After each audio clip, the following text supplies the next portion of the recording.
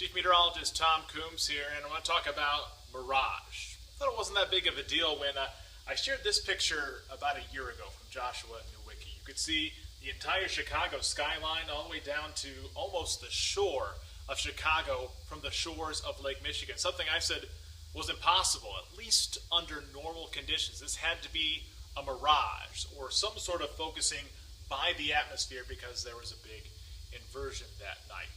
Thought it was pretty straightforward. Did a quick 30-second explainer on air and moved on with my weathercast. Well, email after email later, this is just a few of those emails, Facebook posts, comments. I was shocked to find out that there are a number of people that believe the Earth is still flat and that to them, this is actually proof that the Earth is flat.